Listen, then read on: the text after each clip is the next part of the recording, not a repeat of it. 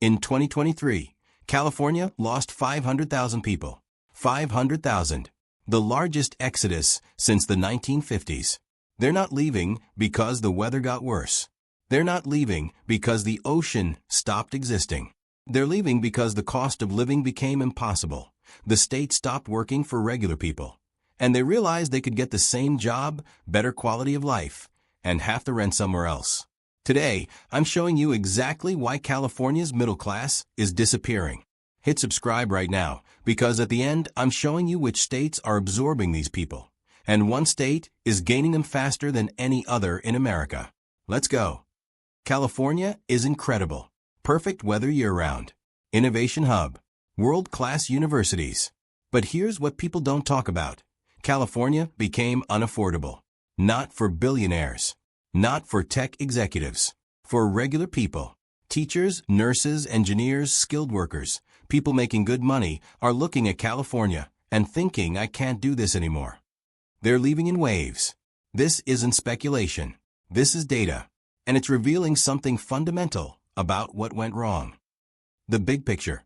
California's cost of living is 55% higher than the national average. That's not slightly expensive. That's fundamentally unaffordable. Groceries cost 25% more. Gas costs 30% more. Every single thing costs more. You make 20% more in California, but everything costs 55% more. The math is broken. Housing is the killer. Rent for a 2-bedroom apartment in Los Angeles. $2,500 to $3,000 per month minimum. San Francisco, $3,500 to $4,500 per month.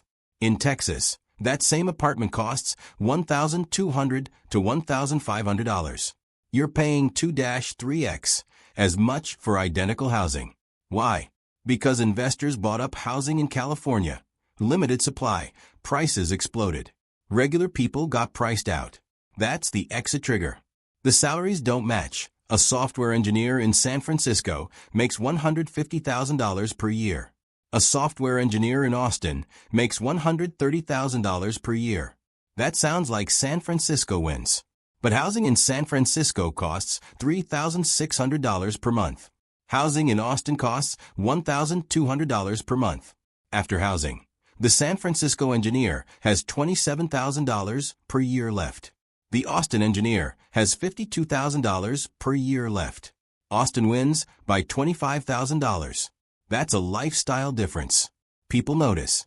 The hidden costs. It's not just rent. Childcare in California costs $18,000 to $25,000 annually. Transportation is expensive. Healthcare is expensive. California is expensive everywhere. You can't escape it. You're paying 50 to 60% of income on basic living in many California metros. That's before saving, investing, or building wealth. The home ownership death. Home ownership in California used to be the American dream. Not anymore. Median home price in California, $840,000. Median home price in Texas, $340,000. Same quality home, 2.5x the price. You need $168,000 for a 20% down payment in California. Most people don't have that. They can't buy. They rent forever. Generation of renters. No equity. No wealth building. The rent trap. Paying $2,800 per month in rent means you're never saving down payment. You're transferring $33,600 annually to landlords. Over 10 years, $336,000. That $336,000 could have been a down payment and equity building. Instead, it went to landlords. Californians are trapped in rent cycles. Austin, same $33,600 gets you equity in a house and builds wealth. The mortgage impossibility. Even if you have $168,000 saved for down payment on an $840,000 house, you need income to qualify. Typical rule.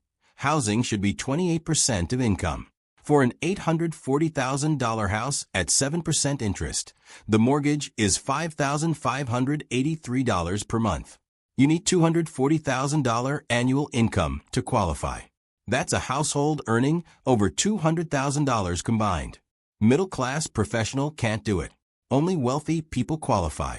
Younger generation impact. Millennials and Gen Z in California are not buying homes. They're renting indefinitely, paying $2,800 per month forever. Meanwhile, their counterparts in Austin, Dallas, Denver are buying homes at $2,500 per month mortgage, building equity, becoming wealthy. The 10-year wealth difference is staggering. This is the core driver of the exodus. The tax burden. California income tax is 13.3%, the highest in the nation. You earn $150,000. You pay nearly $20,000 in state tax. Then federal taxes. Then property taxes, 1.25% in California. Seems low, but on expensive houses, it's brutal. Then sales tax, 7 to 10% depending on county. The total tax burden in California is nearly 40% of income when you add it all up. Compare to Texas. Texas has no state income tax. None. You earn $150,000. You keep it. No state tax. California? You lose $20,000. That's $20,000 annually, $200,000 over a decade you keep in Texas, but lose in California. For a high earner, this is massive. Many tech workers and professionals made the conscious choice. Move to Texas, keep the taxes, pay lower rent, better lifestyle. The high earner exodus. High earners are leaving California specifically for tax reasons. A software engineer, doctor, attorney making $200,000 plus realizes Texas is functionally 35 to 40% wealthier for them because of taxes.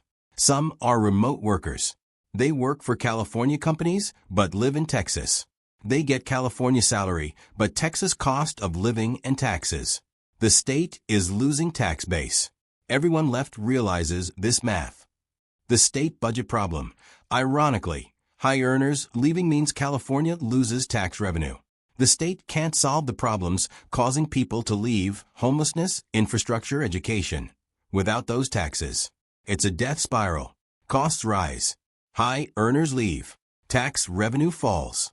Services decline. More people leave. California is experiencing this dynamic in real time. The urban decay. San Francisco downtown was once pristine. Now it's dystopian. Homelessness is visible everywhere. Crime is visible everywhere. The city feels like it's collapsing. Los Angeles is similar. The quality of life for middle-class residents has genuinely declined. Neighborhoods that were safe are now dangerous. That's a reason to leave. The infrastructure failure. California infrastructure is crumbling. Power grid is unstable, rolling blackouts in summer. Roads are damaged. Public transportation is deteriorating. Water infrastructure is aging. The state is fixing problems from decades of underinvestment. That's everyday frustration. You're dealing with power outages, infrastructure failures, services not working properly. The education crisis. California schools used to be excellent. Now they're struggling. Funding is insufficient. Test scores are declining. Private school costs $25,000 to $40,000 annually. Public schools are overcrowded. Parents want better schools for kids. Texas schools are not perfect, but resources are allocated better. You get better education outcomes for less money. This motivates families to leave. Traffic and commute reality. California traffic is legendary and horrible. A 45-minute commute is normal. An hour plus is common. That's wasted time. Stress. Pollution. Quality of life impact. Dallas? Phoenix? Austin? Traffic exists, but it's not California level. The commute reality drives people away from California. That 2 hours daily in California traffic could be 20 minutes elsewhere. The homelessness crisis. California homelessness is severe and visible. 188,000 homeless people in California. The largest homeless population in America. These aren't hidden. They're in your neighborhood. Your kids see it. You feel unsafe. Most states have addressed this better. The homelessness crisis in California is real, visible, and affecting quality of life. People are leaving partly because of this. The crime perception versus reality. Major California cities have rising property crime. San Francisco has viral videos of organized theft. LA has rising violent crime. The perception is real. Whether statistics show it or not, the lived experience is concerning. People feel unsafe. Families don't want kids playing outside. That affects lifestyle and family well-being. People prioritize safety. They leave for safer states. The mental toll. Living in a declining city is psychologically exhausting. You're concerned about homelessness, crime, stability. These concerns are constant. You compare it to states with lower crime, less visible homelessness, better maintained cities. That comparison is motivating. People are choosing better environments for mental health and family well-being.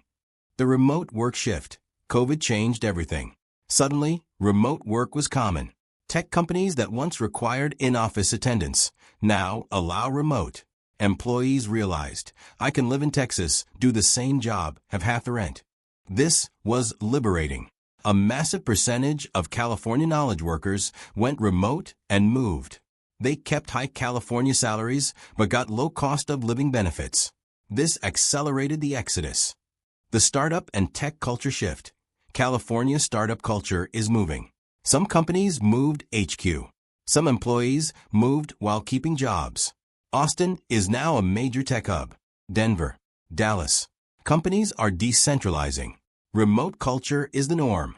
California isn't the only place you can have a tech career anymore. This removed a major draw. California kept people partly because it was the place for tech careers. That's changed. The cost of business. Companies are realizing they can pay engineers in California $180,000 or Texas $130,000 and get the same talent. But the Texas engineers are more cost-efficient overall. So companies are hiring more in Texas, fewer in California. The job market in California is shifting. Fewer opportunities. Easier to recruit talent elsewhere. California's employment advantage is eroding. Texas is winning. Austin, Dallas, Houston are absorbing California migrants. Why? No income tax. Lower cost of living. Growing tech scene. Better weather than many states. At least winter isn't brutal. Texas gained more residents than any state in 2023. California loses 500,000. Texas gains 400,000 plus of them. It's a clear migration pattern. Texas is the primary destination. Other destinations, Florida, no income tax. Growing job market. Miami is becoming a tech hub. Young professionals and families are moving. Colorado mountain lifestyle. Denver tech scene. Lower costs than California. Phoenix, desert climate. Growing tech sector. Lower costs. Seattle, tech jobs. Still expensive, but less than California. Austin, already mentioned, but it's the biggest draw. Better than California in every measurable way for cost and quality of life. The leaving pattern. High earners leave first, taxes and quality of life. Families with kids leave next, schools and crime. Young professionals leave third, cost of living and opportunity. California is experiencing brain drain and economic drain simultaneously. The people leaving are the productive, high-income demographic that supports the state economy. What California did wrong. California had unprecedented advantages. Innovation hub, perfect climate, world-class universities, incredible natural resources. It squandered them. Zoning restrictions limited housing supply, causing prices to explode. Environmental regulations and NIMBY culture prevented housing development. Taxes were raised on high earners. Homelessness and crime got worse. The combination made the state unlivable for middle class. California built the conditions for exodus. The policy failures. Housing policy that restricted supply. Taxes that discouraged high earners. Homelessness policy that didn't work. Education funding that declined. Infrastructure investment that lagged. These weren't random failures. These were policy choices. Californians made decisions that drove people away. Other states made different choices and captured the migrants. The comparison reality. Texas didn't get better. Texas just stayed stable. Reasonable housing costs. No income tax. Functioning cities. Growing economy. It's not that Texas is exceptional. It's that California declined so much that stable places suddenly look great. Californians aren't moving to Texas because Texas is amazing. They're moving because California became untenable. The irreversibility. The exodus is self-reinforcing. As people leave, tax base declines. As tax base declines, services suffer. As services suffer, more people leave. It's a negative feedback loop. California would need dramatic policy changes to reverse it. Reduce taxes significantly. Reduce homelessness dramatically. Reduce housing costs dramatically. This requires admitting policy failures. It's not happening. The exodus will continue. What's lost? California is losing people who build wealth, who invest, who create jobs, who support communities. Teachers, engineers, nurses, skilled workers. These aren't people California doesn't need. These are core, middle class, who drive local economies. Losing them has cascading effects. Restaurants lose customers. Schools lose funding. Infrastructure projects are underfunded. Entire California economy suffers from the exodus. The younger generation reality. Young people aren't moving to California anymore. They're moving to Austin, Denver, Miami. This is the future population of those states, the future voters, the future business leaders. California is getting older as young people leave. An aging population has different needs and different economic dynamics. California's future demographic is shifting because of the exodus. Subscribe right now because next week I'm breaking down the exact economics of each state attracting California migrants, what you actually save, where the opportunities are, and whether moving is the right choice for you. I'm showing you real numbers from real people who made the move. Comment below. Are you a California expat? Where did you move? What was the deciding factor? I'm reading every comment because the migration story is the real-time story of America right now. Thanks for watching. See you in the next one.